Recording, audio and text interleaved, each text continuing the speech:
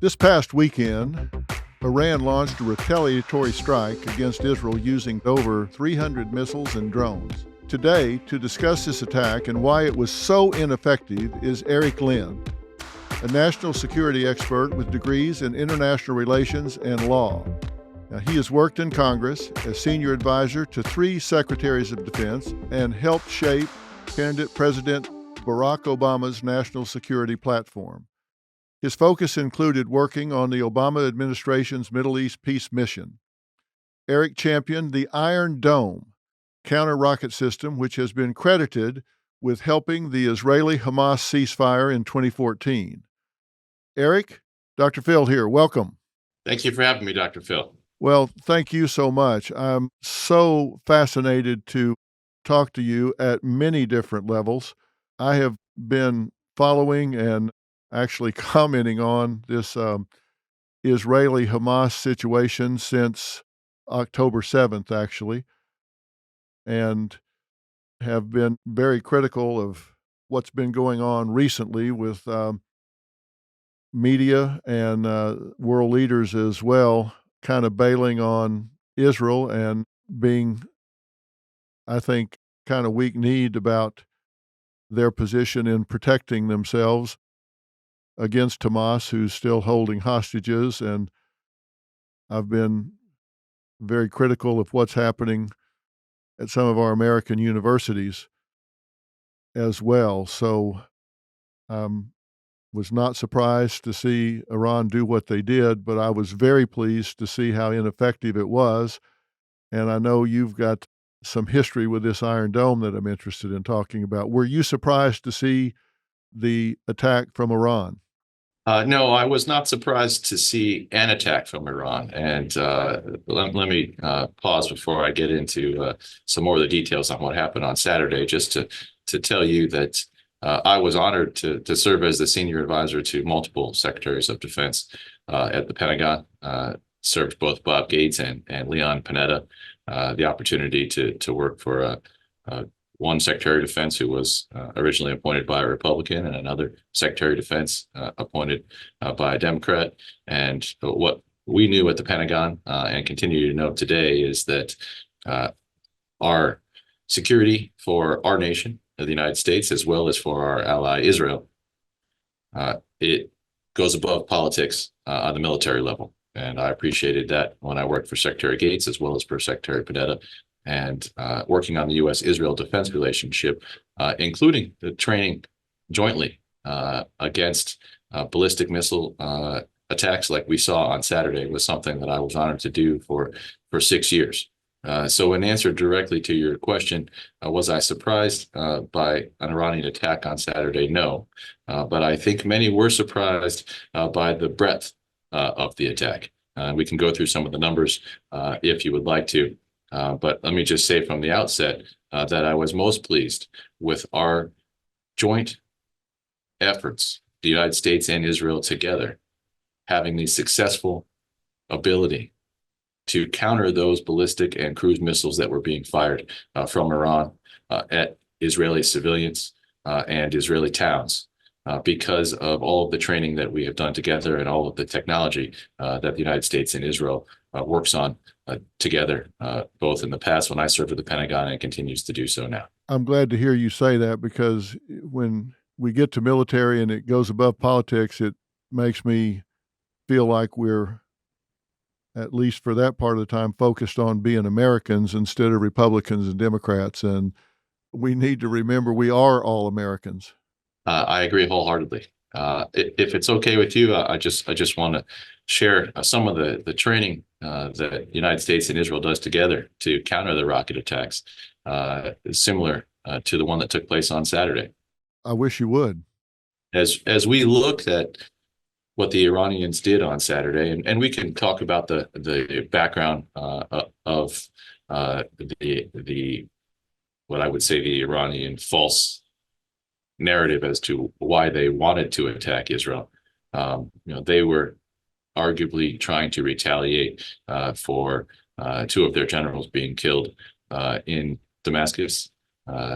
Those generals were, at least by reports in the press, working together with Hezbollah and Hamas to attack Israel.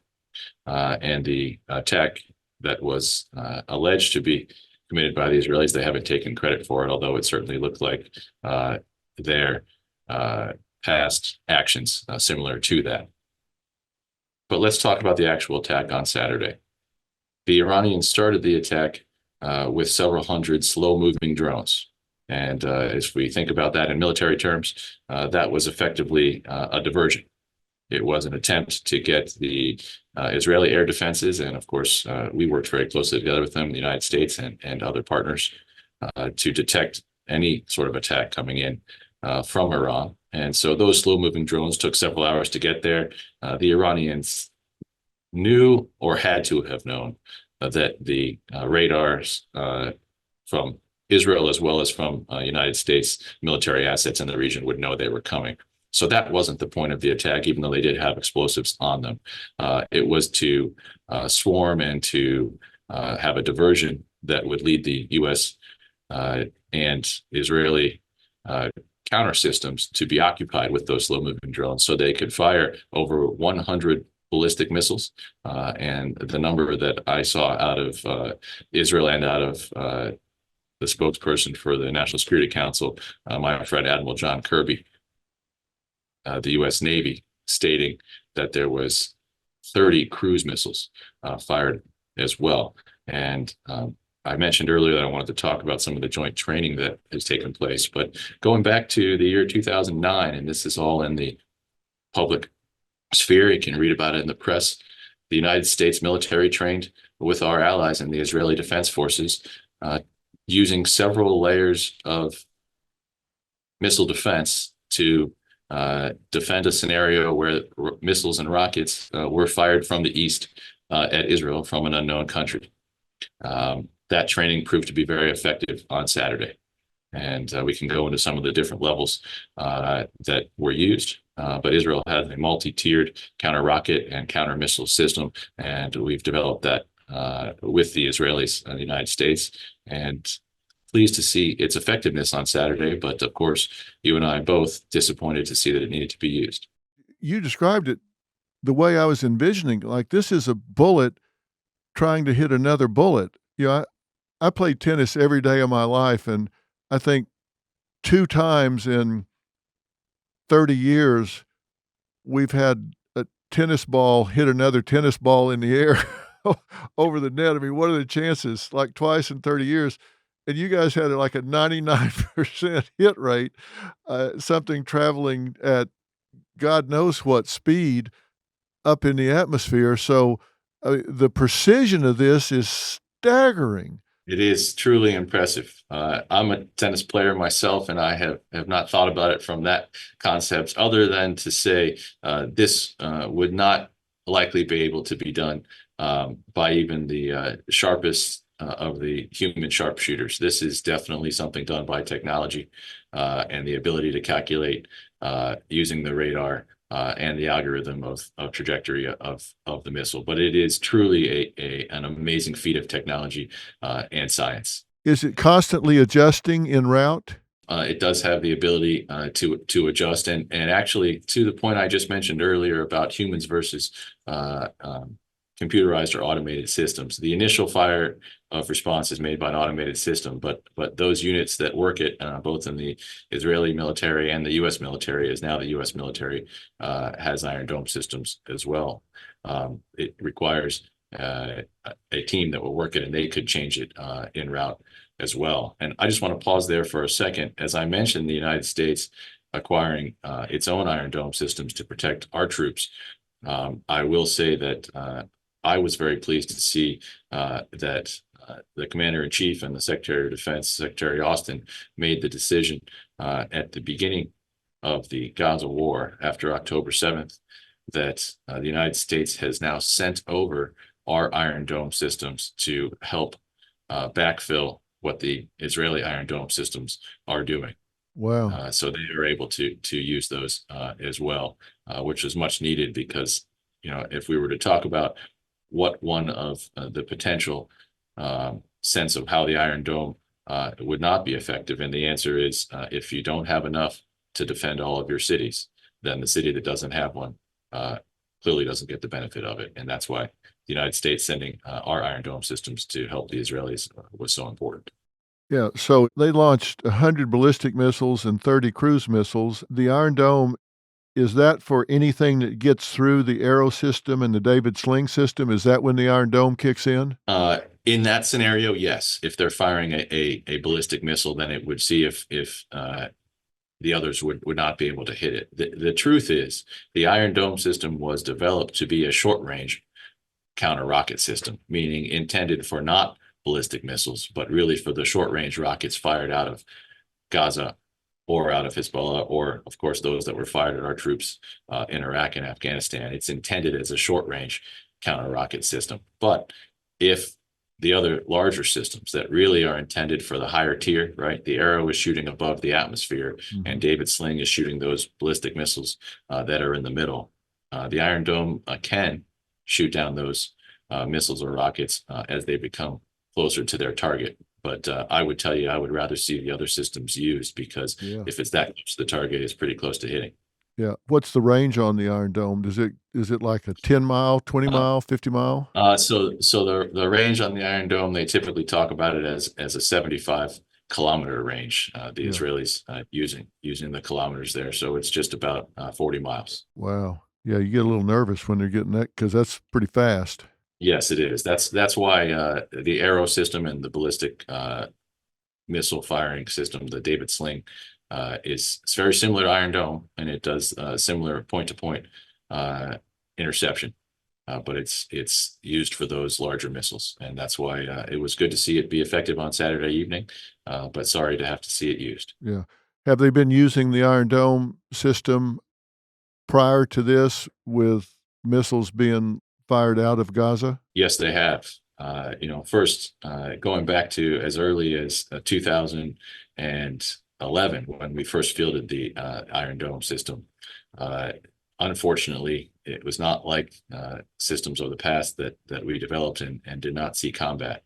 The Iron Dome was used almost immediately after being fielded, and its success rate has continued to hold up over time in shooting down those rockets that are fired from Gaza.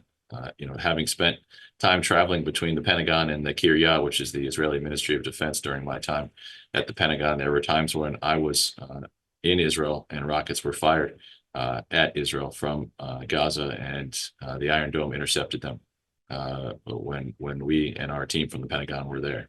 That had to be a good feeling. Bad feeling it happened, but a good feeling that you knew you had that system there. That's true. That's true. And I've said this in the past, and I mean this, that working on the Iron Dome and the other counter rocket and counter missile defensive systems really is something that I'm very proud to have been a part of in my career. I would say that the Israelis have gone to extraordinary lengths to avoid civilian casualties when they are hitting targets. And you mentioned a couple different ways in Gaza that includes dropping leaflets to neighborhoods, as well as using something that they call the knock, which is a non-explosive ordnance that can be dropped on the top of a building. And when it falls, like a anvil falling on top of a building, it makes a loud noise. And it is a warning that next round will be not just a loud anvil, but an actual explosive device. So there are some things that they have done to take extraordinary means to avoid civilian casualties. I will tell you that my concern as it relates to Iran is that attacking a country as far away as Iran is from Israel is a very difficult military concept. We sometimes take for granted in the United States that we can fight a war anywhere around the world, and that's mainly due to our aircraft carriers and our Navy's ability to go anywhere and to bring the war machine wherever it needs to go. Israel is a smaller nation with a very strong and powerful military, but they do not employ aircraft carriers. And so those types of attacks and those types of responses, they take a great deal of planning and a great deal of effort. And direct answer to your question is I'm not sure they want to telegraph that because they want to make sure that they are successful. Yeah. Well, I hope, and I'm curious as kind of as we conclude that I can get your thought on this. They have done a service in getting, I think, a flip for Israel in maybe flipping the script back and getting some of those that were kind of moving out of the Israel camp and leaning on them to do a ceasefire, to back off of Hamas, and not really standing strong with Israel. And it seems like they've certainly solidified some of the allies behind uh, Israel again. Do you think that'll last? Well, I would say that Iran attacking Israel was a mistake. It was a mistake because they have now shown that they are willing to step out from behind the curtain where they've been hiding behind those proxies and firing from Lebanon, Gaza, and Yemen. And now the world knows Iran for who it is, and the Israelis see that the Iranians are willing to actually attack their own territory. And the Israelis will now be able to respond to reestablish that deterrence. But they have also, as you just stated, brought the world to support Israel once again in the face of Iran. And I think the Israelis understand that, and the Iranians misunderstood that, where they saw some in Europe as well as some parts of the United States not supporting Israel in what's taking place in Gaza. And now they have reversed that by bringing both the Europeans and others in the region to stand up against Iran alongside Israel. They have done more to help Israel gain the diplomatic support that may have been somewhat decreasing than they ever planned for. And that was their true failure in their attack on Israel on Saturday. Well, as you say, miscalculation. I would love to have been a fly on the wall with the military commanders and the Ayatollah the next morning for the debrief to say, well, here's here here's how this all came down. We did all this, we did all that, and we did hit a girl with some shrapnel, but she seems like she's going to be okay. Other than that, we've pissed off everybody, and they've lined back up with Israel. Other than that, I don't seem like we've achieved much. I'd have loved to have been a fly on that wall.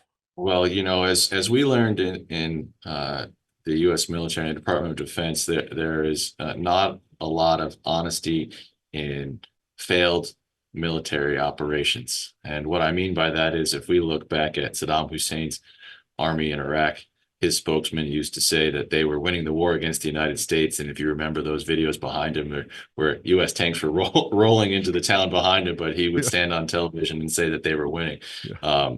I did see a report that the Iranian national press said they killed 30 Mossad agents in southern Israel at an Air Force base. And my only response to that is I have no knowledge of which base they're talking about, but why would 30 Mossad agents, which is their spy agency equivalent to the CIA, be at an Air Force base in southern Israel? They wouldn't be. And also, Israel is a nation that would report if there were 30 casualties to their agents. So again, not a lot of truthfulness in military failure spokespeople. Yeah, well, maybe they're selling that. I suppose that's a possibility. So they have to sell something to their public because their attack on Saturday was really a failure, both in the tactical military sense as well as in the strategic political sense, as you just said. Yeah. Well, Eric, listen, I see by our clock on the wall that we're out of time. This has been absolutely intriguing. Thank you for taking the time to demystify so much of this for us and give us some insight into how this works, how it went down. Thank you very much for having me, and I appreciate the questions. I enjoyed the conversation and happy to continue it at any time in the future.